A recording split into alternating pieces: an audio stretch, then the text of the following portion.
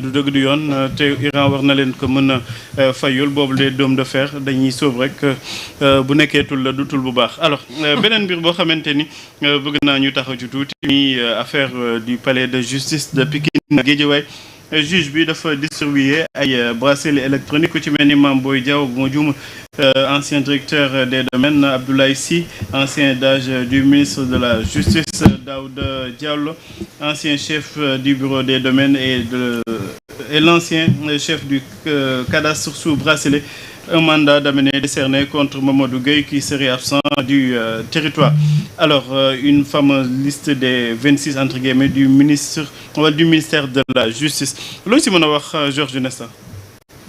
li ma si mën a wax de xanaa li ma si dégg noonu rek waaye man li ma si xam daal mooy zone boobu moom xam naa zone bi fu mu nekk. Oui.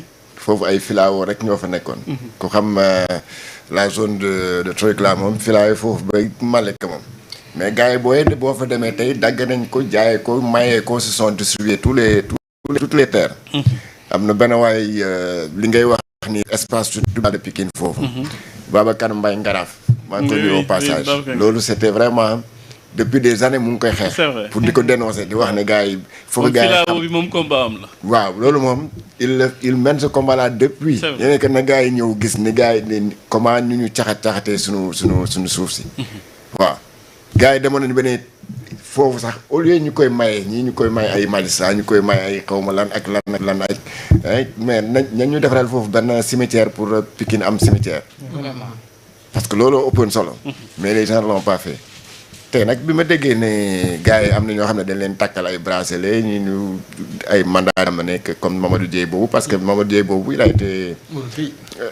a été je crois directeur des domaines. moo remplacé Mame Boye Diao. moo remplacé Diao voilà très bien donc moom tamit bon en tout cas ñaari kàngam yooyu muy Diao muy l'autre muy Guèye moom ils ont des comptes à rendre. Ismaïla Madior moo leen jiitu moom nañ njëkk taxal bracelet. waaw ben c'est le cercle comment infernal rek day dem di ñëw rek. d'accord jërëjëf donc mais man daal li ma xam daal xaw ma nag ndax parce que man problème bracelet nag muy bëgg commencé bëri te kenn xamul lan mooy njëriñ bi finalement. kaso sa kër. waaw kaso sa kër. mais léegi finalité bi mooy lan da ngay rembourser wala dañ lay tëj. Le temps ñu lay juger il faut ñu juger la doogay. waaye il faut ñu juger la mais entre temps dootoo génne dëkk bi. loolu rek de moo fi njëriñ bi. ngay dem di point mais est-ce que amul keroog ku ma déggoon ne am na bracelet électronique te mu demoon Maroc. si am na c'était le frère de Farba. waaw am na ku ñu takkaloon bracelet. caisse de sécurité. te kon finalement. bracelet bi amul njëriñ. kooku caisse de sécurité la nekk. xanaa ñu doon surveiller bracelet bi dañoo liggéey ji woon. non dafa amoon benn séminaire bu fa amoon avec l'aval du juge ñu jox ko pour mu dem pour. ok amoon autorisation. demoon na Maroc. kon xanaa dañu tekki bracelet bi mu dem. waaw dañ ko koy tekkil. mais après day warul ànd ak bracelet bi. non day bàyyi des garanties. buñ la ko bracelet bi c'est une garantie di. waaw mais bon. xam nga balaa ngay dem balaa ngay mais bu valider loolu war na xam lu tax mais Pape. oui. li ci graaw ci cette affaire là. moom moo di ne ñii ñu tudd ñii. des na ñeneen ñoo xam te ñu ngi leen war a tudd ci ñu nekkoon ay kilifa yoo xamante ne zone filao boobu ñoom ñoo ko jëloon te li gënoon bon mooy foo xamante ne dañ ko déclassifié. te foofu dafa nekkoon loo xamante ne dafa doon sauvegarder lu bëri ci avancée de la mer. effectivement muy benn mais ñii ñu ci tudd ñëpp Pa Matar xam nga mooy ñan. ñoo xamante ne ñoom la ñu jox suñu cartographie réew ci lu aaju ci wàllu suuf ñoom ñëpp ñu ci duttu ñii ay inspecteur la ñu woon ci wàllu domaine ñii ay chef cadastre la ñu woon ñii ñoom ñëpp impôt et domaine la ñu nekkoon ñoom lañ ci tudd parce que ñoom ñoo yore la cartographie du Sénégal par rapport aux terres ñoom ñoo ko jël Pape di ko def naka su dul noonu moom mooy wane rek tey ba jusqu'à présent notre administration le niveau de corruption bi nga xamante ne moom moo ko entouré rawatina ci ay sphères yoo xamante ne Pape foofu moo waroon ëpp rigueur foofu moo waroon ëpp contrôle foofu moo waroon ëpp sérieux tey jii zone yi nga xamante ne ngay dégg yëpp tey ñoom ñoo fragiliser notre économie mooy bànqaas yooyu tey nga dégg li xew trésor tey nga dégg li xew cadastre impôt et domaine Pa Matar. Tu te dis ñun on vient de très loin mais li indi satisfaction bi moom moo di ne qu'il y ait des sanctions à la hauteur de li nga xamante ne moo di crime bi ñu commettre tey jii tey waroon nañu mun a wax sur quelle base lañ leen taqalee bracelet électronique ndax par rapport ak li ñu leen di toppee dañoo jël joxe ndax soo déggee kii daf la ne juróom benn terrain dama ko maye woon mais yow sa papa ko moom sa yaay ko moom ba ngay jël di maye. est-ce que doonawuñu ko. ci turu Sénégal ndax sa ndono la. Pape moo tax ma ne la gis nga tey jii dafa am ay sphères yoo xamante ne ay bànqaas la suñu koomu réew dañu war a am ay garde-fou yu ñu fa nekk mais du n'importe qui la ñu war a jox foofu xam nga dañ doon wax naan am na yenn fonction yoo xam ne soo fa nekk waroo di politique. mais ci yii nga koy gëmee.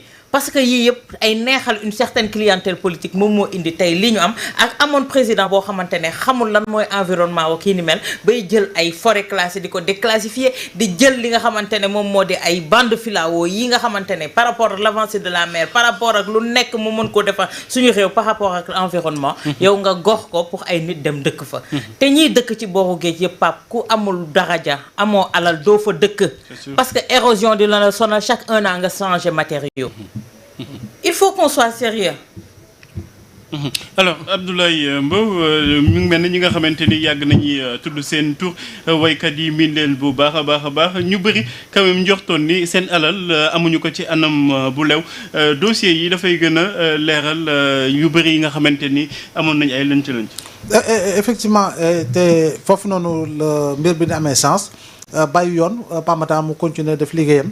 si xam ne moo di leeral yenn mbir yoo xam ne xew na fii surtout dans le cadre de la gestion du foncier mais également sur d'autres dossiers yi nga xam ne tey jii yoon mi ngi si def li nga xam ne moo si war donc l'un dans l'autre fii nii jege na l'affaire Ismaïla Madior Fall faudrait-il le rappeler si nga xam ne taxal nañ leen bracelet électronique et ñu xool itam ramification xëy na yu am parce que tamit bul fàtte ni kii nga xam ne moom mujjee yore directeur des domaines muy Mamadou Gueye moom si wàllu boppam ne ko fi newuñu xamuñu ndax dafa génn réew mi exprès wala dafay génn pour ñibbi si waat mais en tout cas un mandat d'amener a été décerné contre lui léegi xëy na moom ñëwam ak déglu buñ ko war a déglu xëy na da gën a mën a leeral lu bari mais dans tous les cas le problème ou la problématique liée au foncier war nañ ko gérer d'une autre manière au Sénégal ba nga xam ne li fi xewoon te ñëpp doon ko yëg di ko dégg defe naa ni mu bañati fi xew am na loi yoo xam ne war nañ ko tëggaat adapté ko parce que la loi sur le domaine national c'est une loi de 1964. Obsolète. Voilà, elle est obsolète, elle est caduque, elle est dépassée. Donc war nañu tëggaat yeneen yu bari yoo xam ne effectivement daañu mën a au moins sécuriser yenn secteurs yi fii si Ndakaaru ak feneen ba nga xam ne man ak yow ak keneen Pamata war nañu fa mën a am 150 mètres carrés. Pourquoi devrait-on penser que ni il faut nga nekk day borom daraja pour dëkk biir Dakar. maak Ibrahima bi amuñu njëgu appartement wu 180 millions. appartement boobu ñaata ngay wax. 180 millions. nit ñi de xam appartement ñaata la ñuy jënd 600 et quelques millions 500 et quelques millions diggante corniche bi. ak point E Fann ak Mermoz. xam nga 180 yi yow yaa koy attan. moo tax ma wax ko noonu. mooy Eden Rock. waaw xam nga moom waaw appartement 600 et quelques millions. xam nga awa moom dina attan appartement 180. amiin voilà amiin alors que ñun parcelle la ñuy wut Pamata. ñun xam naa ne suñu naree am kër soo moytuwul dañuy dem ba côté Mbane yooyu la ñuy tollool. foofu la ñuy fekk war faa mën a am. waaw en tout cas ñun moom ñu ngi teewoon boo leen kii rek. boo leen jaaree foofu ñu may leen ndox. non dem ba ci wetu bassin de rétention bi rek. waaw bi ngi doon di cas donc je pense que loolu daal war nañ si gën a xuus. et puis foncier bi daal gestion bi gën a baax pour que sénégalais beneen ak keneen ku mun doon même boo tollul fenn si wàllu xaalis. nga war a mën a am terrain parce que facilité nañ la ko. te def nañu lépp li nga xam ne wàllu sécurisation la ba nga xam ne di nga xam foo jëm te boo fa demee effectivement daa am loo xam ne daañu la ko mën a séddee. ëllëg nga war see mën a suturu yow ak sa njaboot. d'accord Ibrahima est-ce que jotul bu ñu paree ci lijjanti ñi nga xamante ni dañu luubal wala dañuy def naka su dul noonu ñu xoolaat suñu texte yi ba nga xam ne ku jug bëgg luubal doo amati foo jaar. mais effectivement mais malheureusement nag li may constater mooy que ay wax kese lay yem quoi. parce que pouvoir bi fi ñëw rek da ngay dégg ñu naan réforme foncière Macky Sall créé woon na sax une commission. je sais pas qu'est-ce qu'elle devient commission nationale de la réforme foncière. ba maître kii nga xam ne moom mooy maître Doudou Ndoye dirigé woon ko après démissionné feu Moustapha Souran dirigé woon na ko bon maintenant après je sais pas qu'est-ce qu'elle est devenue. donc ça montre simplement que lu war la y a une volonté non c'est-à-dire y a une demande qui est là mais maintenant je crois que c'est la volonté politique qui ne suit pas mais il faut aller dans ce sens keroog dégg naa sax une proposition dans la presse comme quoi il faut distinguer il faut séparer les impôts et les domaines de sorte que bon peut-être danañu wàññi les prérogatives de la DGID parce qu'aujourd'hui la perception que le Sénégalais lambda a de l'agent, je parle même pas de l'inspecteur des impôts et domaines, de l'agent des impôts et domaines, moi quelqu'un qui a droit à avoir beaucoup de parcelles et il a même le pouvoir d'en distribuer beaucoup de. Donc c'est-à-dire que c'est ça qu'on a ancré dans la mentalité des gens. Te loolu warul affaire bi warul demee noonu. Ki nga xam ne agent des impôts et domaines la, c'est-à-dire un fonctionnaire des impôts et domaines, tout comme le fonctionnaire de l'éducation nationale, ñoom ñëpp a yam képp ci Sénégal.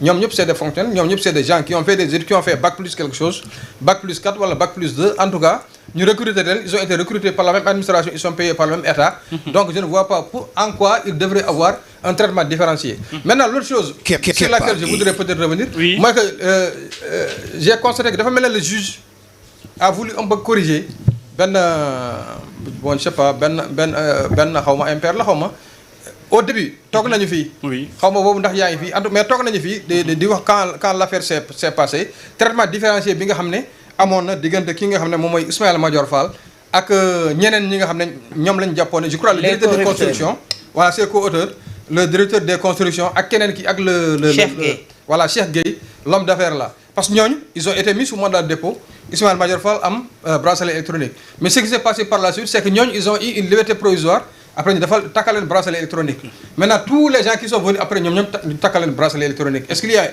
une volonté de la part du juge d'harmoniser seen traitement bon en tout cas c'est un constat que j'ai moo tax mu ne la man comprendre mo bracelet sàcc lambda yi kese sonn finalement ñoom ñooy dem kaso ñu tëj leen ci voilà mandat dépôt mais ñi am tour ñeek dara ñoom mandat dépôt dafa yomb ci man nag loolu laa d'accord fu mu nekk nii nous sommes tous des Sénégalais bu fekkee ne parce que kii dafa am tour dafa am alal bu defee nakas dul noonu ñu takkal ko bracelet sàcckatu béy bi wala sàcckatu nag bi ñu yóbbu ndungu si mandat dépôt wala ma xeex ak yow sax gaañ la nga indi certificat de kii rek ñu dëru mandat dépôt oui pendant qu'on y est nañ takkal borom sàcckatu nag yi ay bracelet voilà sàcc la ah ouais